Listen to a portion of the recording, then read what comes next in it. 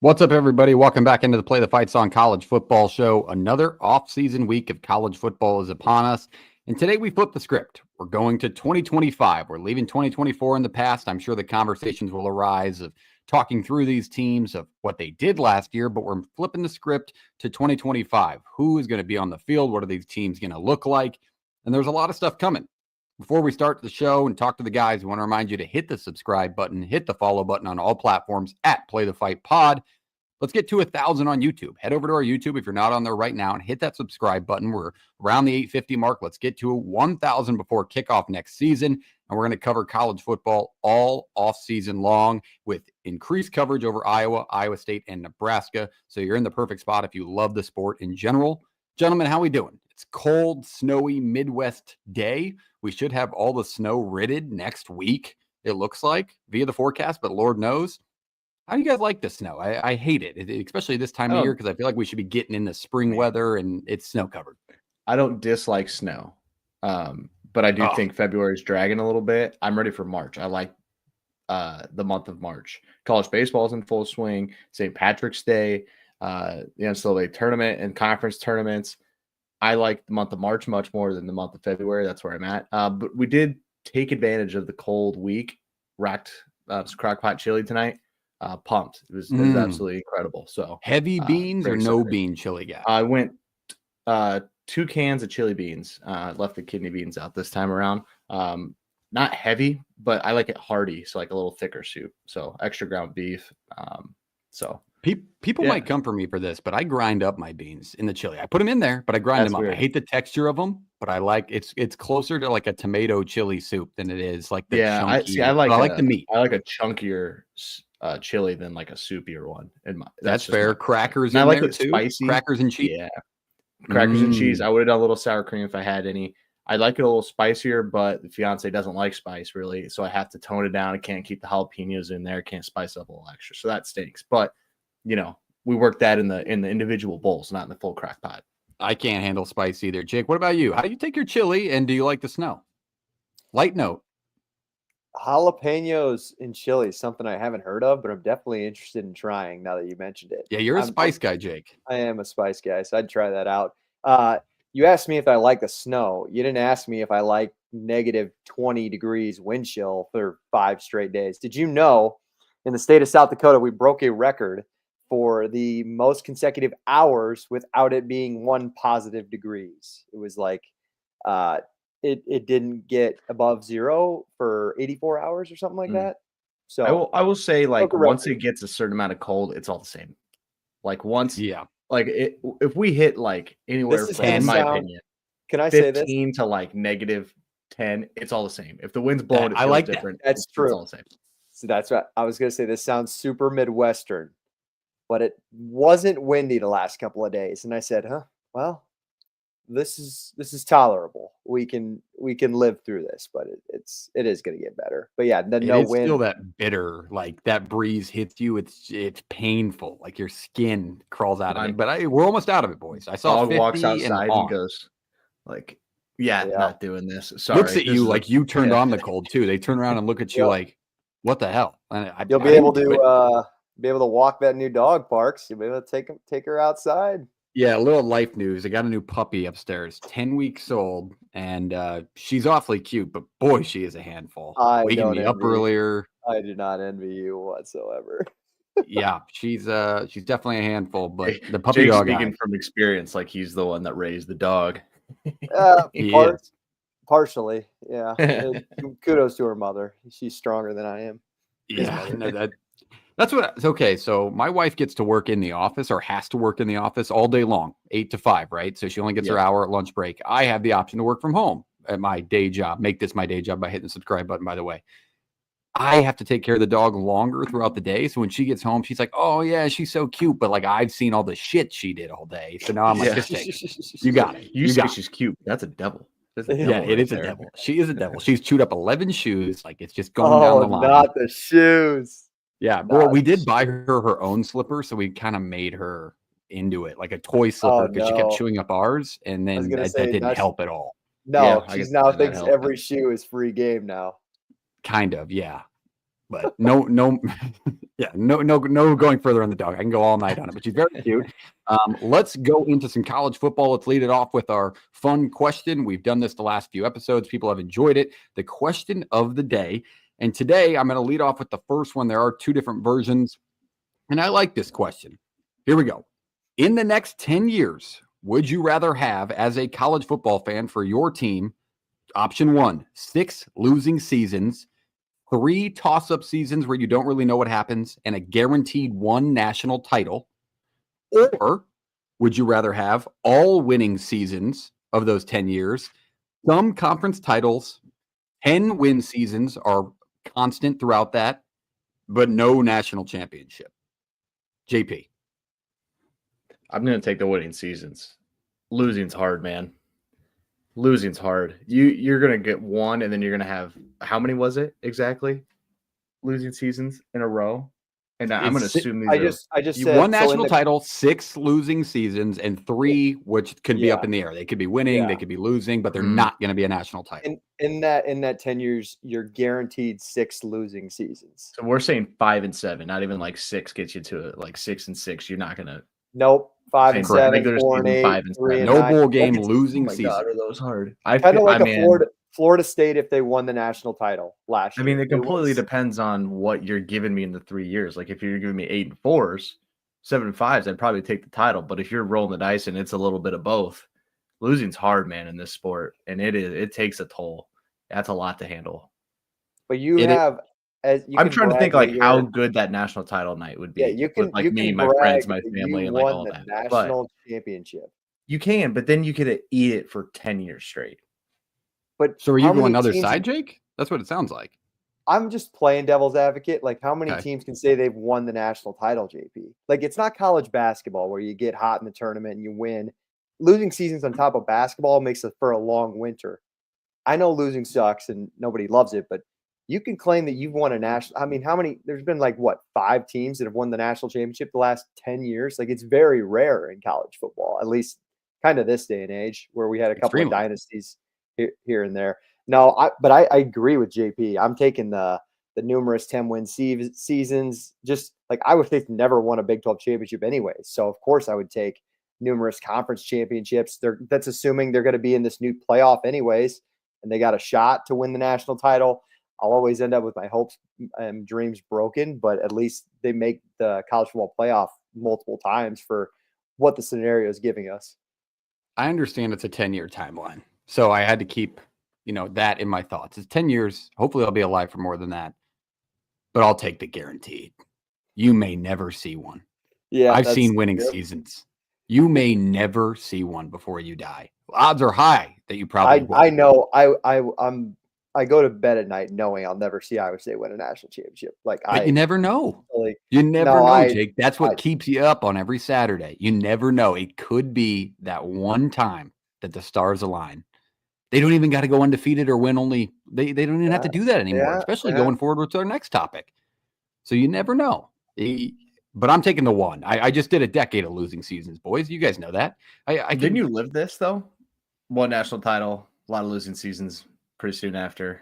Parks Well, never we seen did a 5 national championship. titles. No, but like the fan base. they did US 5 and the national fan. titles, so it was a little different. But yeah, 5 in like 30 years, not like 5. in Okay, sorry. 10. 3 in 6 years. That's my point. So you could take it from that last one until now. I It's still kind of the think situation. all Would the- you, I would say 99.9% of Nebraska fans and GA. I know you're in here. Shout out GA AWL.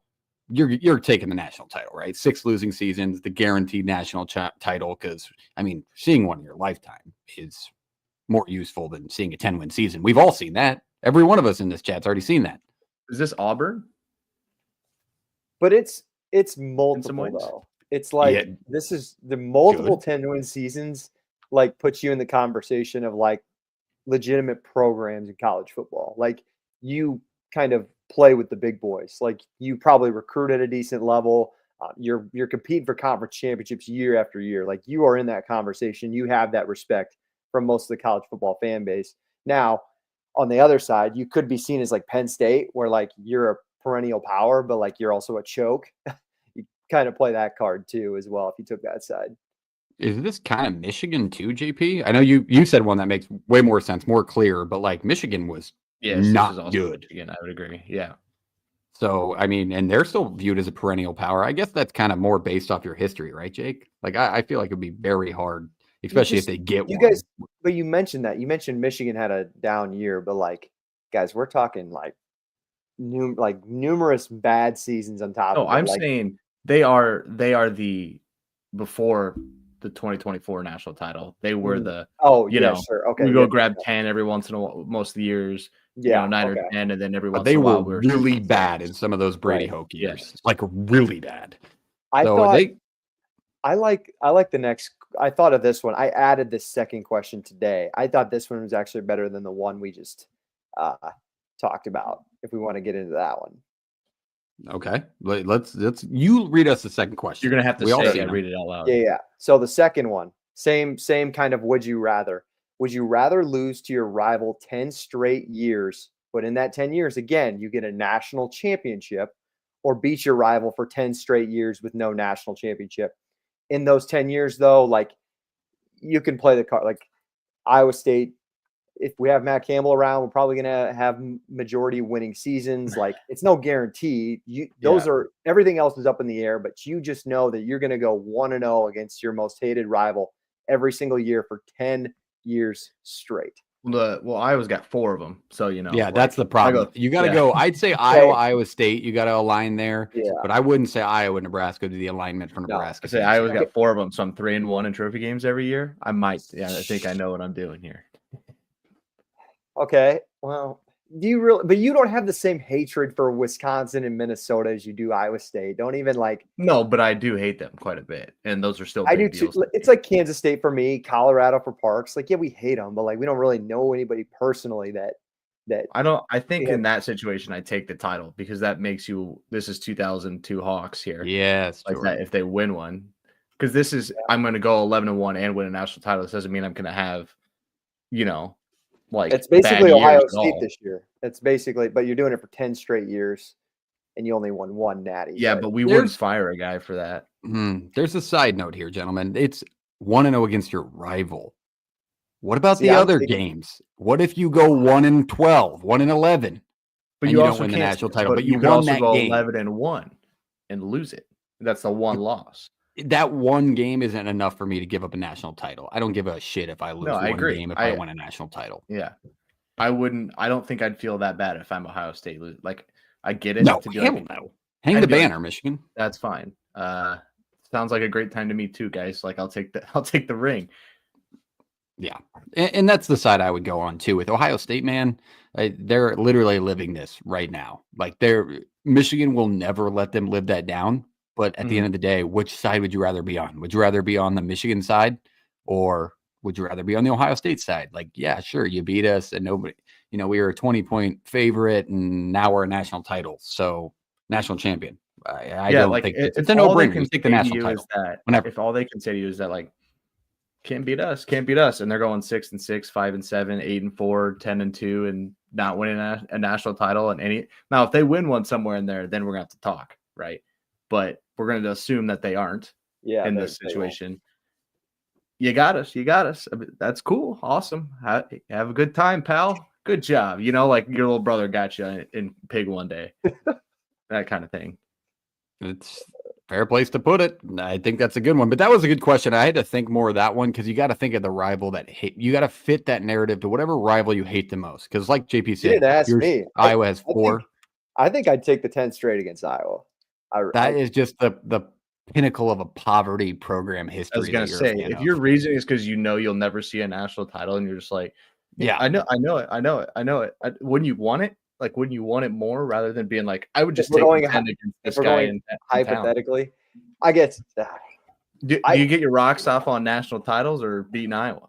And then we can go into is this your Super Bowl conversation once you answer it the way I know you're going to. It's well, it's a bad hypothetical because honestly, Iowa State beating Iowa 10 years in a row is more realistic than Iowa State winning a national title. I really think that. Like, if you put a gun to my head and you said what's more realistic, what could happen, I would say Iowa State. I think you'd be crazy to say that it's more realistic for them to win a national title. especially in this. Like it'd be similar for Iowa.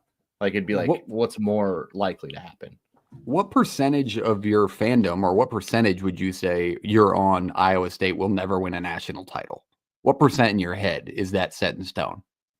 97. Yeah. Can I get a you agree with that? 95? I take I a wanna ask the 95 chat. for Iowa. Iowa has Really? a better shot just because they're in the Big Ten and they got more money now. Just what I see right now and what this they program need a looks change. like, They need a there's change. a lot that needs to change. But yeah, Iowa and it's has the gonna take a lot of time. resources currently. Iowa has the resources, I think, currently that they could put something together. They just need staff turnover. Now, Iowa State, now it's here's like, what we're not saying.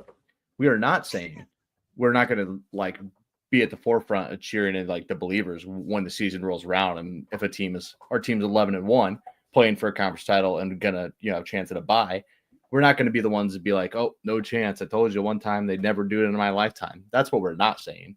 But Okay, we're that's just a being very good realistic. clerical point there. Yeah, like we're being realistic in the fact that like the way these programs are laid out and the way the structure of the sport's laid out at this moment in time, and then the time it would then take to make the edits to the program to win that title, it makes it pretty tough. wasn't it? I think it was Bud Elliott.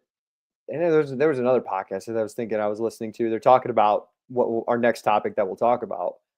But they're like, what's the odds that I think a Big 12 team wins the national title? And he says 0%. Now, cynically, I think the Big 12's got a better shot than 0%. But I mean, I don't think it's far off with how just recruiting and some of the money stuff that these Big 12 teams are just the current Big 12 landscape is up against, I guess I should say. Who knows? Who knows what the sport will look like in 15 years from now? Yeah, but I feel like it's been that way for a while, right? Like I think if you think back, even pre-playoff era, were we getting consistent Big 12 names outside of Texas in 09 in that national title game? We're not too far removed from like that Oklahoma State team thanks to Iowa State, that Oklahoma State team in 2000 and what was that, 10? That team could have won a national championship. They easily could. They beat Stanford. I think who won that year? Bama. They could have beaten Bama. That was Bama LSU 9-6. Yeah, so was that like, the rematch? Yeah, I believe. We're only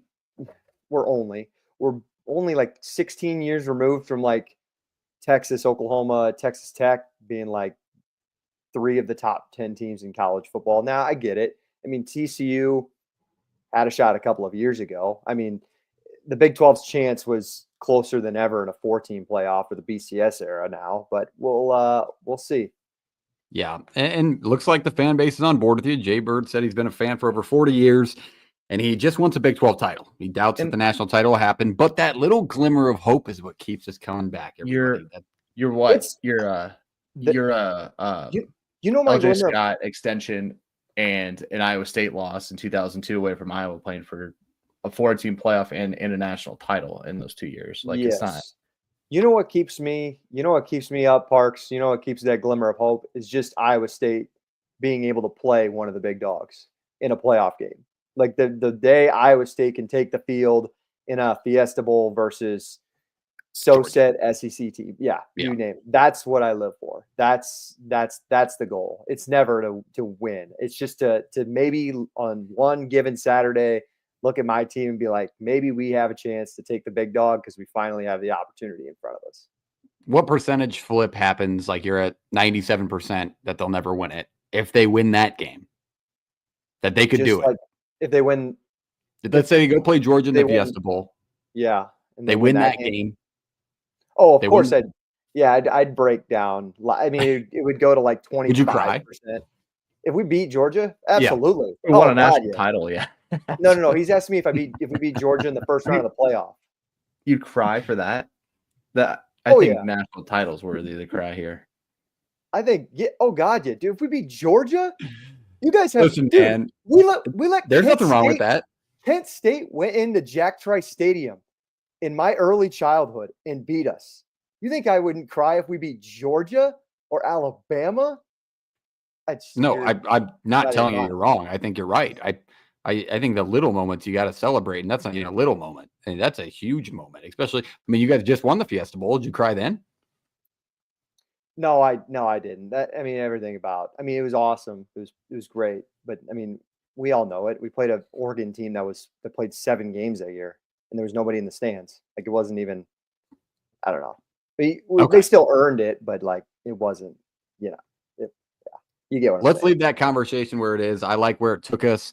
I got to say, just short chirp on the back end. I would think GA would agree with me, but I do not have I would say I'm at probably 50% that Nebraska will never win one in my lifetime. I just think they have the resources and money to still be competitive. So like they have been after 10 losing seasons. So there's nothing that's like shutting off that possibility in my mind. There's like 10 Yeah. teams in the Big Ten that, maybe the 8 teams in the Big Ten that I think should think that, like in the future. Like, yeah, you know? Right.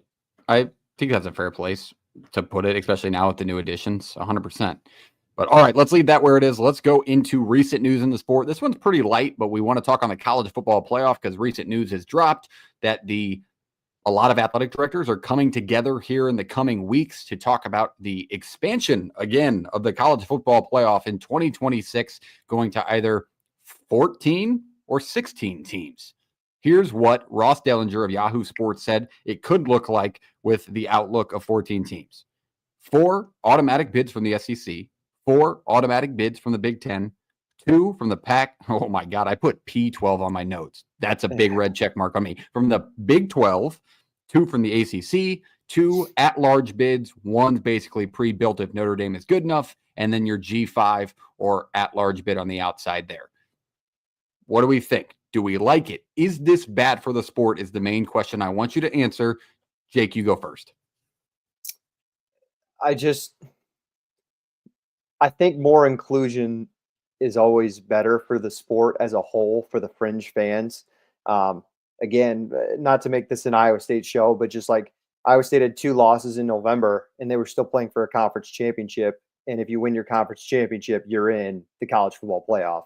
So like Iowa State is one of those many examples of late November football. You're still in the conversation. You still have hope to get to that playoff. Mm-hmm. So I think for that as the sport, that is good. But also inclusion continues to diminish the results. I'll say the results. They diminish the results of the regular season. Except like example, Michigan versus Ohio State. Ohio State should have been out of the playoff in any other year. They lose that game to their biggest rival. It was detrimental. Ryan Day should have been fired. That loaded roster got another chance and made a run. I'm okay with it. I'll accept it. The rivalry still means something. Does it mean less now? Some would say no. Some would say yes. I would say it means less now. I'll be absolutely, because you still like that didn't end your season. You had another chance to make a run at the national championship. So that part, now you're including 14, maybe 16 teams. It's just going to continue to diminish. Like, I don't know. Now that the game, the Iowa State game will always mean something, but now it almost means 0 to none because Iowa State, like they lose that game. Okay, fine. It doesn't have anything to do with Big 12 play and getting to the playoff. So I think that part kind of hurts because some of those rivalry games lose its sting just a little more. Am I wrong, Jordan? Am I wrong in saying that? I think it hurts Iowa to lose that game every year. Like it really hurts, especially if let's just say you have 1 Big Ten loss or 2 Big Ten losses. So you go 9-3 and 2 Big Ten losses. One of them defendable, the other one's like meh, and then an Iowa State loss. That hurts so much. Like that hurts a lot. Even if that Iowa State team's good, because based upon this is what the playoff is telling you and how these people are already thinking is that the Big 12 is less than. And that's how they're going to assume every team and every loss to a team within that conference is. And whether that's right or not isn't up to us. And for the fans and like the media and different independent shows and whatnot, I don't think they're going to take that as much and be like, wow, that can't happen. Like that's like catastrophe bad. Like that's like UT Martin or you're losing to UT Martin. It's not like that, but that is what they are telling you with how they see these conferences and want them to stack up. For me, it's almost inevitable. Right, they're going to do this. They're going to, expand it. They're going to extend the way it looks. We kind of knew this was coming, though, right? Yeah. Like there was always talks about it before. I thought it was already set in stone, to be honest. It's pretty much like one of those things where, like, I'm not happy about it because I do think it's BS to just say 4 and 4, especially when you kind of go through what the SEC was this year, and we're going to argue that, like, look at the performance that they had in the playoff. Like, just because your logo says that on a patch on your jersey doesn't mean that you deserve to have 4 in there. Now there's Yep. more money, and traditionally they do have teams worthy of those spots, but that doesn't mean these teams worthy of the spots are the best teams in the sport. And I think we found that out this year, right? Like we weren't arguing about Tennessee getting in. Go get your doors blown off, right? And then Georgia looks rough. Like you're a quarterback injury away. You're really telling me that it was just Georgia and a quarterback away from them playing better in that game? I don't know if you could convince me they'd have been much better with Carson Beck playing. And then Fair. Texas, I think Texas was good. I have no hate on Texas. I think they were just a team that liked to play with its food and, see how fast they could catch on fire, then put it out to kind of keep moving. But they were close to win or getting into a national title. Like it's tough for me to just call 4-4-2-2, especially if the ACC gets rolling a little bit again. And I think the Big 12 getting 2 is just like throw them an extra bone here because we're expanding this. You might as well give them another spot, not necessarily because they want to. Trying to keep them happy, play a little bit of, like we're doing this for us, but like here's your side of this. So I don't love it. I'm not a big fan of it, but it is inevitable, and so I'm kind of done trying to fight it. Like in a lot of spots. Can we do at least one favor? This better mean the playoff starts sooner and it doesn't bleed into February. Like we love college football. We've talked about this. College football is not meant for February. It never was. It never will be. I don't even think the NFL is. The fact that we wait that long for the Super Bowl is crazy to me. I just think football needs to end in January, middle of January, end of January. I don't know, but it can't go any longer. I know they're already extending it to another week now was that in 2 years for the national championship? But yes. now you're January 20th, week of January 20th or something. It's just crazy. Absolutely crazy. That's my biggest concern is just prolonging this. I think it's just out of our minds that we're asking these teams to play.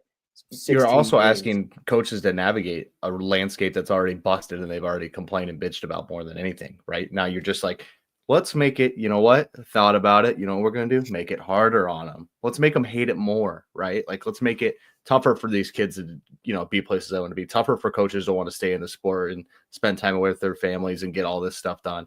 Tougher on the fan bases to get to games and watch these things because they ain't going to be on campus, and that scalpers and the way they do all this stuff and send out tickets is just BS anyway. It hasn't made it on easier than anybody outside of the people who run TV exec companies and head conferences and party on yachts, right? Like that's the only people that's really helping and making life easier on. Yeah. And that's where I kind of see it too. I feel like I'm echoing myself over past episodes from the previous expansion that we just saw and witnessed, and we saw some good things from it, which we covered in the after coverage of that. But when I look at it, is it bad for the sport?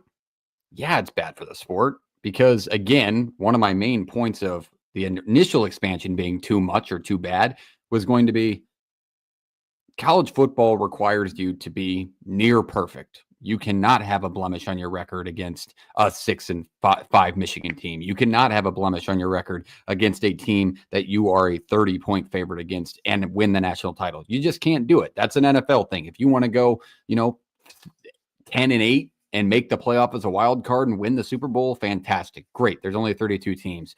But when we have this expectation of near perfection, that's a part of the sport that makes it great, in my mind. You look at all the past national champions, 14-0, 15-0, just these pure dominant forces within the sport. And then when we get to these looks, we're going to run into a 13-4 national title team? Maybe a 5-loss team? Who knows? Yeah, I don't know. Every once in a while? That's a good question. Will we ever see a 5-loss national champion? Not a 5-loss. 5 will be too many, but you never know. 4 automatic bid out of a tightly contested college or SEC, tightly contended SEC beats on themselves like the Sun Belt does. Who knows what can come from it? Not to mention, one part we're not mentioning, I'm always defending the G5. Go back to the first few games of the season. When you keep adding these games at the end, you cannot play 20 games a season. They're not going to do it. They don't do it in the NFL. So they're going to have to diminish a couple of these non-conference games where Liberty is going to play Ohio State. Marshall went and played Ohio State. When they start dwindling these downs, that money matters to those group of 5 programs. It keeps them operating. It keeps them running. It lets them at least compete in the NIL game sometimes. It lets them maybe upgrade their facilities to compete for recruits. If that money goes away, we're taking another step further into separating these divisions, which I don't want to happen because we love the G5 here and we cover it, and I just don't want that to happen.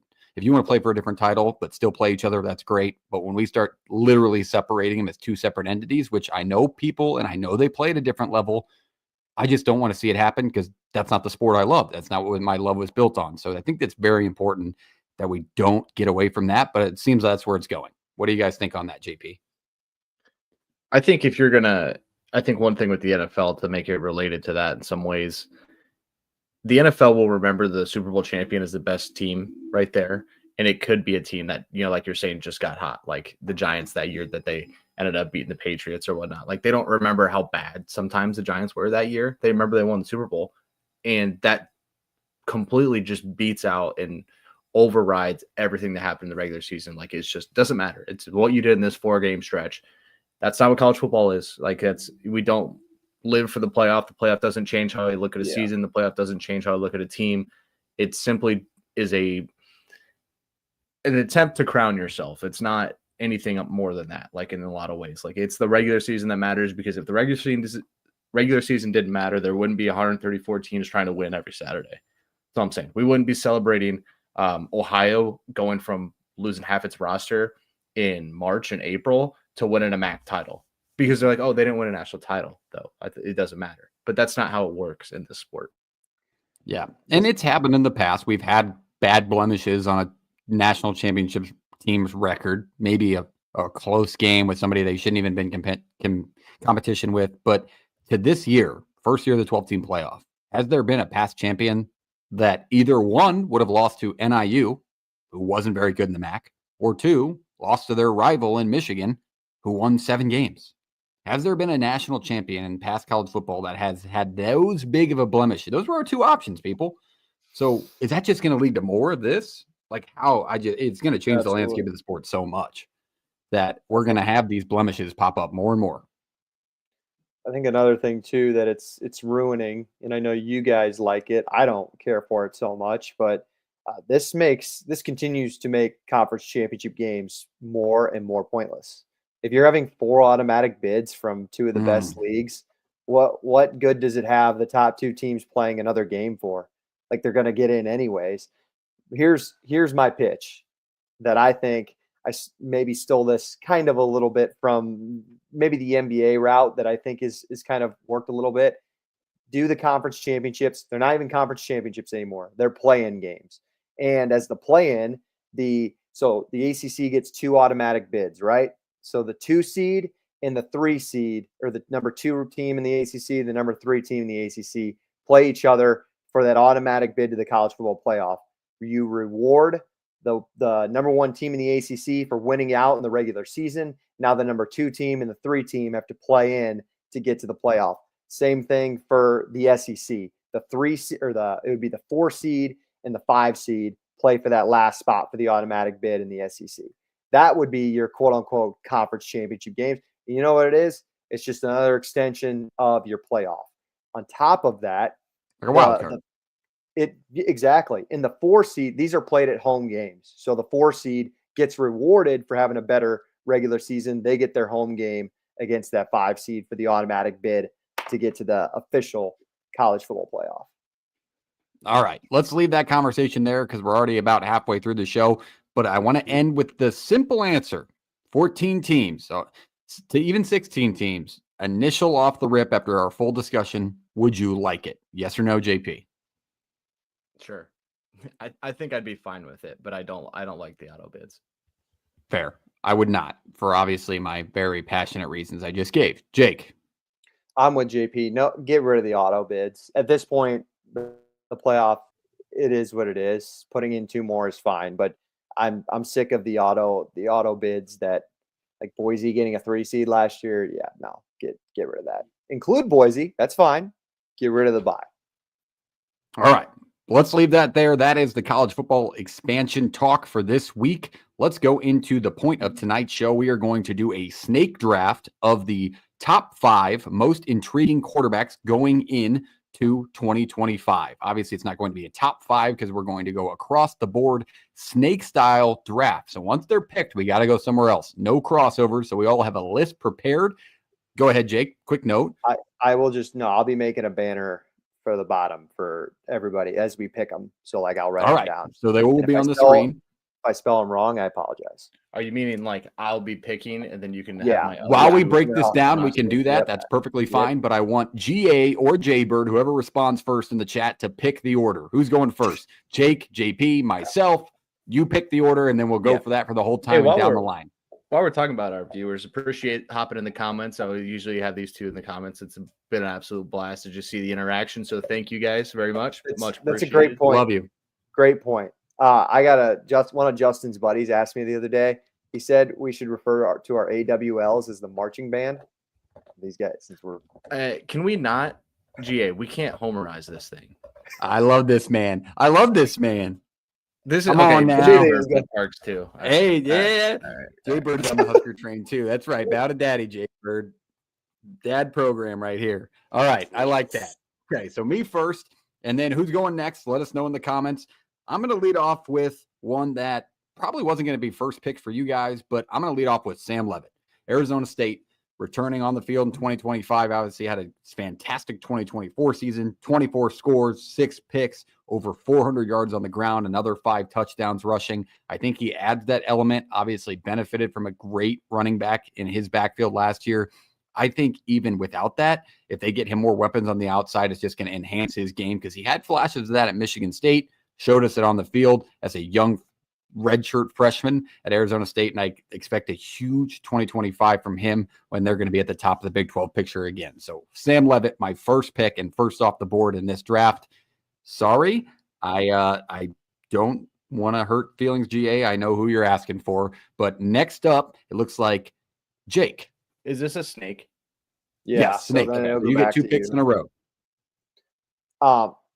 We should also maybe preface this by saying like intriguing could mean anything to us. It's not necessarily like skill based. Yeah, explain why. I like that. Anything like that.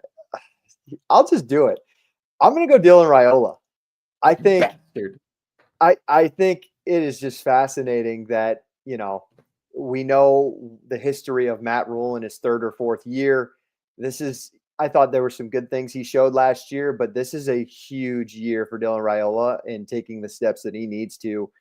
A top 10 recruit, top 5 recruit, number 2 3. rated quarterback in his class.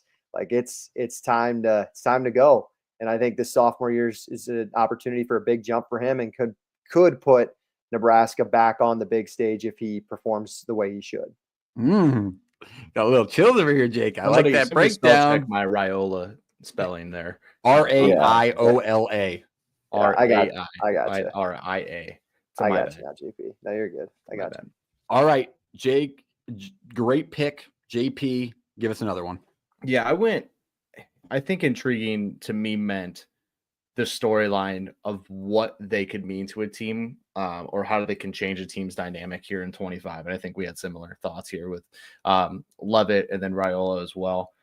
You know, 1-1 for me is going to be Jackson Arnold. And I think this is the most intriguing to me because we knew what Auburn wanted to do this offseason. We knew they wanted to, spend some money, go get some guys, and really spend time kind of creating an atmosphere that was ready to compete for an SEC title. And they feel they did that. Now, they did, kind of miss on like a bigger quarterback market. I don't think it was everything you wanted it to be in a lot of ways. But I think Jackson Arnold's massive here. 9 starts at Oklahoma last year, 63% completion percentage, 12 touchdowns, 3 interceptions, sacked 34 times. Now, that is something that can change, and he'll have to change that as well. But the kid shows ability to run the ball well. He showed flashes at times at Oklahoma.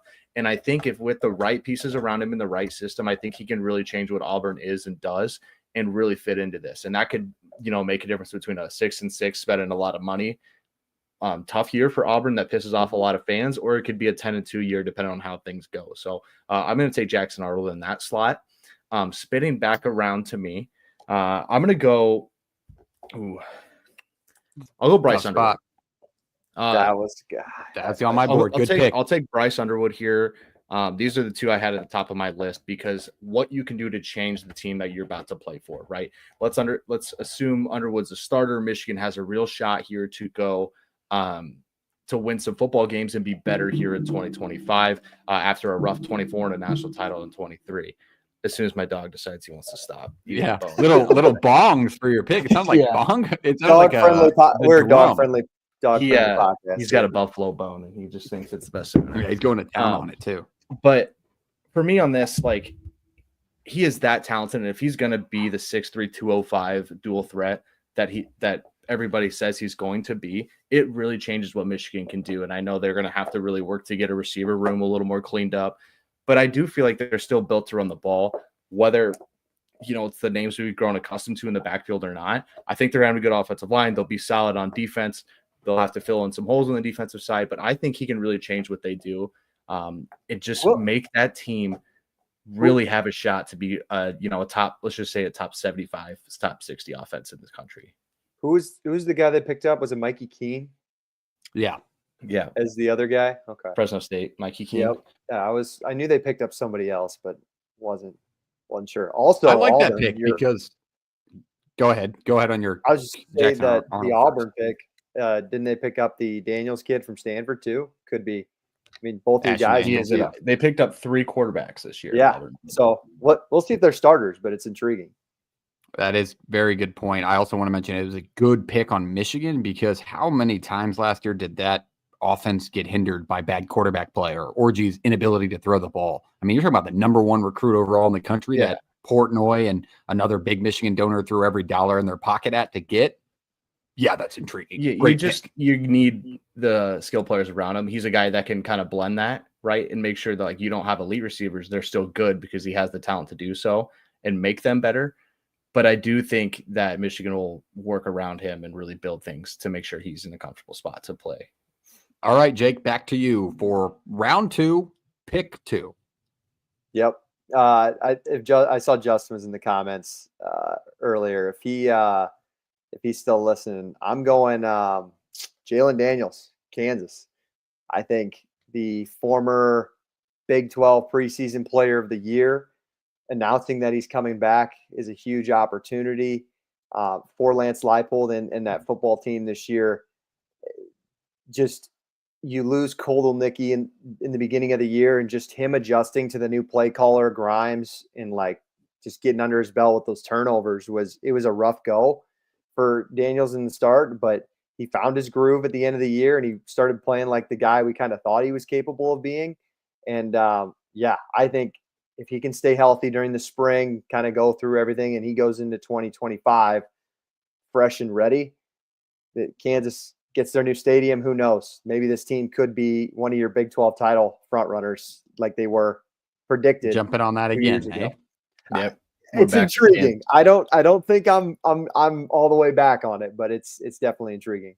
I don't mind a Kansas hype train every now and then, but all right, going to pick 3 in round 2. My pick, I'm going another returner, boys. I hate to burst your bubble. I do have some incoming ones on my list, but let's talk Kevin Jennings over at SMU.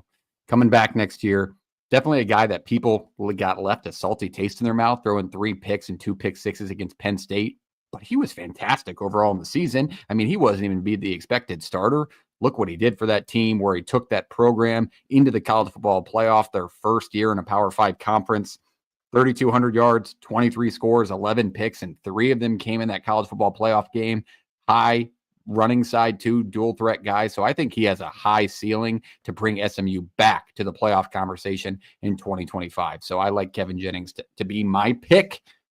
And we're going back around. So my next one, and you guys can tell me no, because it's a kind of a combo pick because nobody really knows who's going to start. But I just think the Colorado quarterback room is intriguing in 2025. What's going to come out of it? Is it going to be Julian Lewis, who we talked about all offseason, switching back at USC, Colorado, or is it going to be Caden Salter, the Liberty transfer, who brought Liberty to a New Year's 6 bowl game a couple years ago? Has a high side, has a really downside, which we talk about all the time on the show. Salter does, that is. Or is it going to be Lewis, and how will they fit into that Colorado offense? We know Deion can recruit on the outside and find talent pretty much anywhere, including the portal. So how will those guys fit in that scheme? How much different will Colorado be without Shedeur Sanders back there? And can Julian Lewis fill those shoes of Daddy's boy? That is an intriguing storyline that I want to follow. So kind of a dual pick for either one, but really Lewis coming in is the most intriguing thing for me. No, I think that's a good one. Yeah. It changes. That team changes completely without Shedeur under center. Like they could show up and both be really good, and they still won't look the same. 100%. And the play calling won't be the same. I really do think they did. It's not really an opinion there, but that is round 2, and round 3 kicked off with that pick going to Jake for his round 3 pick 2. What do you got? I'll take the bait. I'll take the chalk. Arch Manning. I mean, we're taking Arch Manning this late in the game. It's the last name that builds up half the hype, right? And he kind of looks like his uncles, and the way he uses his legs has been fascinating. And we've gotten little glimpses and pieces of him. And was it the Louisiana Monroe game this year, the Mississippi State game? I think the talent really is there. I think the hype is to be believed. But can he step up in his first year and take Texas back to the college football playoff for Sark in his 3rd consecutive season? I think that would be huge for Sark in Texas. And then if they get back to the playoff, he's got one more year, right? Can he get him to national championship contention? I don't know. Yeah. Does he seem like a national title quarterback to me this year? At least not in February, but we'll wait and see. It could be something that we see 2 years down the road, but we got to see it in officially year 1 for Arch, if he is the real deal that everybody talks about. All right. Good pick. JP, moving down. Who you got for round 3 and round 4? Yeah, I'll go a different direction with intriguing here. I'll go Nico. I think intriguing because he has to take a next step for Tennessee to take the next step. Like, he has to be better. And not that he was bad here in 2024, but he was far too inconsistent with far too many missed open throws to really help that Tennessee team win games that maybe they were short dogs in or short favorites in, or really needed to really make a statement this year. His 81.7 rating mark through PFF is still ranks top 20 in the country, if you can believe that, after the rough kind of patch he had in the middle of the year. To me, he just can't be as inconsistent. Like, this team really needs some help from him and to really improve. And so I think it's intriguing to watch his true development from first-year starter to second-year starter. And will he, be in that mix for the Heisman? Will he be in that mix for SEC Offensive Player of the Year? I'm not sure, but it's an expectation people had for him last year. Now, is he going to be sophomore slump forgotten and replaced, or is he going to get better? Is he going to become a Quinn Ewers where he never really progresses or regresses and kind of stays the same? Or is he going to take that huge second-year step now this is a reach of a thing, but you can hear what I'm saying here. A Joe Burrow did in his year 2 as a starter, right? I think that's the intangible stuff. Like, the ceiling is as high as I think you can imagine it to be. I really do. Like, if we made another draft of like players or quarterbacks with the highest ceiling, like, he's top 5, no question. I think Arch is up there. Clearly, Bryce Underwood's up there, and maybe some other guys. But yeah, Nico's still in that conversation. I've got some on my board here. I know one I'm going to take, and I'm pretty positive nobody's going to touch it, and so I'm going to leave it there. It'll be off the board. I think I'm reading your mind. I don't know. I don't think you are. Let's go. I think this team got referenced in the comments a little bit earlier, but how about DJ Lagway? If he starts all 12 and Florida continues to take another step, what does this team look like under him, under a full season of the expectations aren't, oh my God, watch out for this schedule, just keep your head above water? What if it's like the schedule is manageable? You're really confident in your quarterback. He's playing well. The coach is confident. The defense is good again. Because that Florida team, I think we talked about before the preseason, like, that schedule was brutal, but they weren't a bad team. It was the way the schedule laid out. And would they win 3 of their last 4 with Lagway under center? This team, I think, with Lagway, could make waves in 2025 and really change the way the SEC's looked at in some ways, really thicken the middle of that conference and fight, right? So to me, if Lagway takes another step or is just as good as he was this year, I think that team's fighting for 9-10 wins in some ways, just because the way it lays out and how talented the kid is. So I think that's intriguing because I picked a lot of guys here based on how they can elevate a team or kind of hurt a team's season. I think this one has got to be one of the top ones on that list. Like if he struggles, where does Florida turn? 100%. All right. Back to Jake. Round 4, pick 2. JP, I already got this one propped up for you. You don't have to edit it. I'm going to go Miller Moss, Louisville. So far, Jeff Brom has gone 2 for 2. I'd say hits. Yep. Transfer portal quarterbacks with Shuck and Plummer. Was it Plummer? Yeah, it was Plummer, right? Yes. Yep. So can he go 3 for 3? It's really interesting because unlike the first two, Miller Moss doesn't have a lot of pedigree to him that Plummer and Shuck brought. Like at least those two had many, many starts. It had shown some flashes. We've seen a little bit from Miller Moss, but we didn't see it really put all together. And he quote unquote had this offensive guru leading the way, this quarterback whisperer in Lincoln Riley, and it just didn't work out. Was that the Big Ten?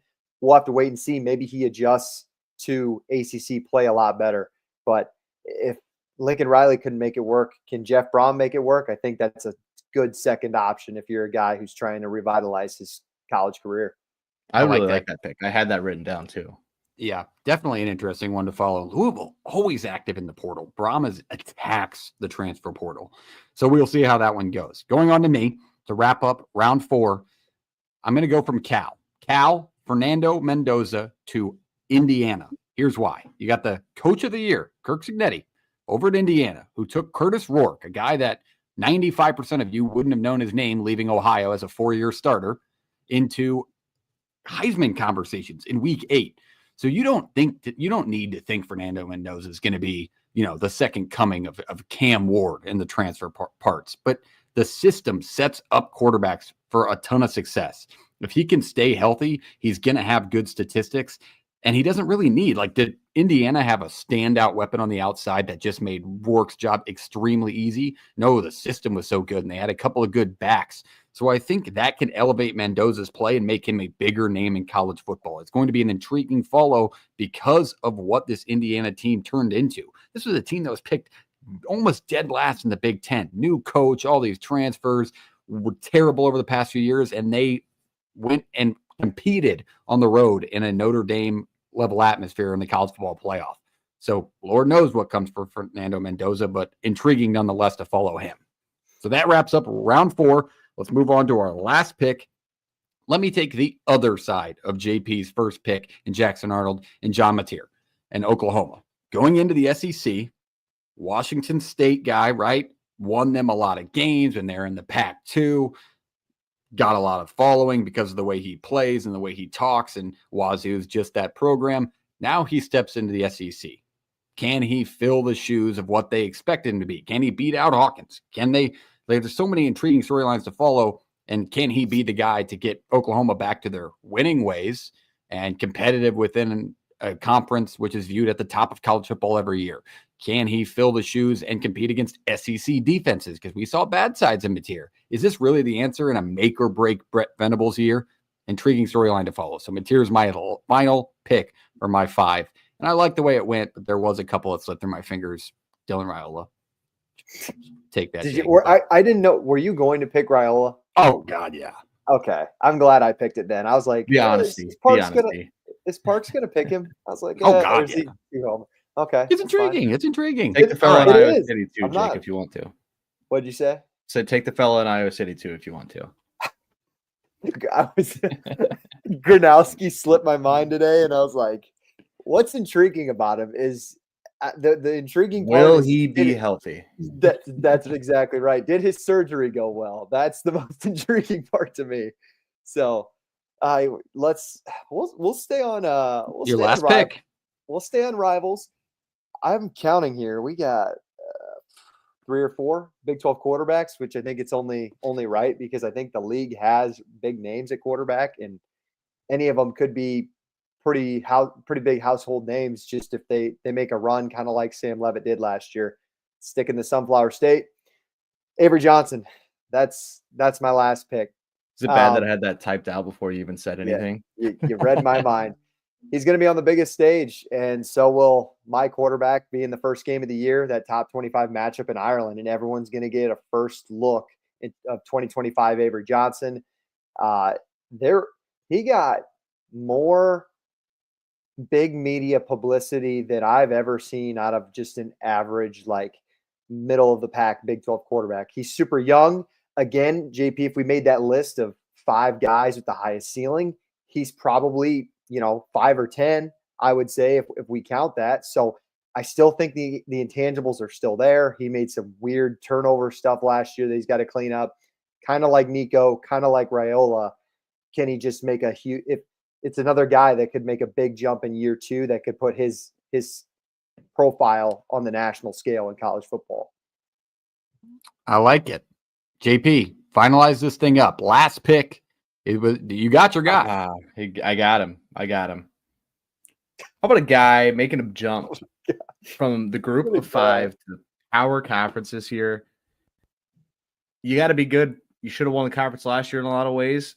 Maybe the quarterback just hasn't played, and maybe he's, just one of those guys that play 8 years college football and people will forget about him.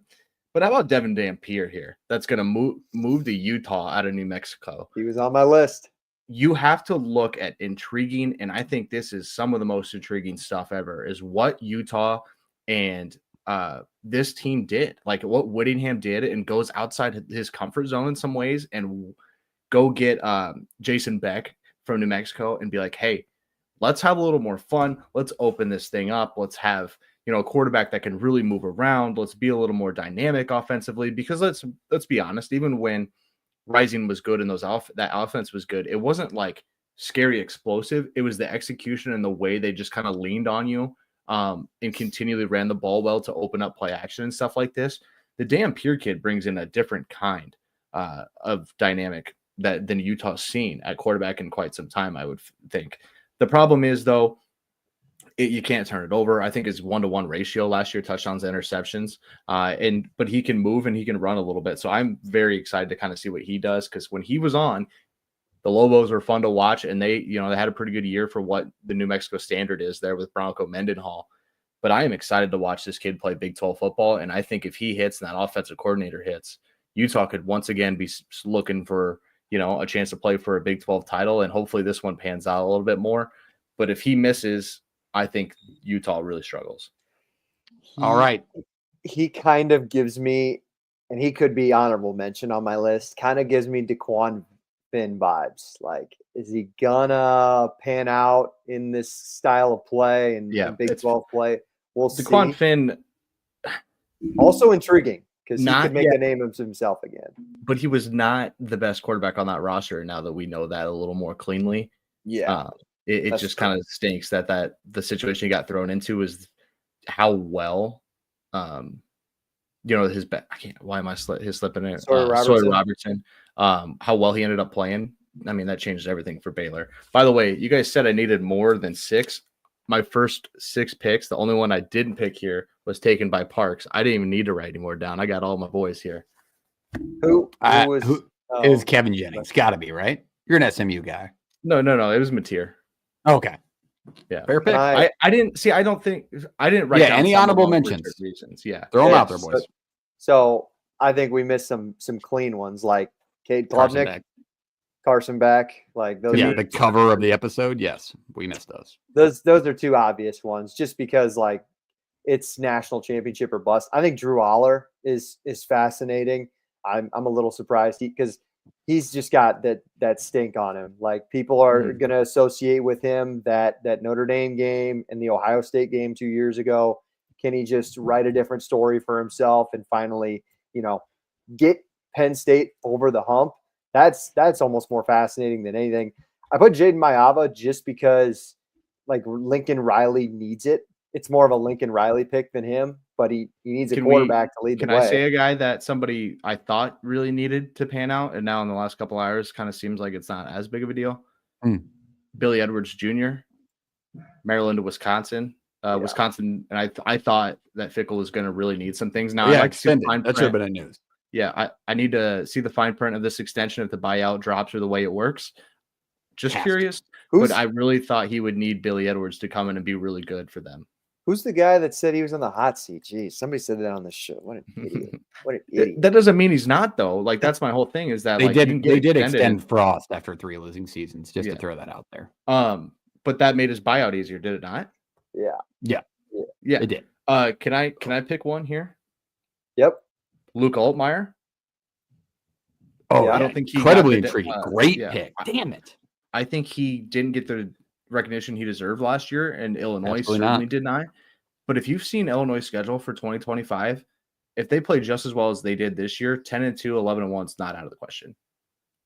That's Should full be the honesty. answer. And yes, like so dead serious when like if he does exactly what he did this year and he improves a little bit and things kind of stay the same around him, right?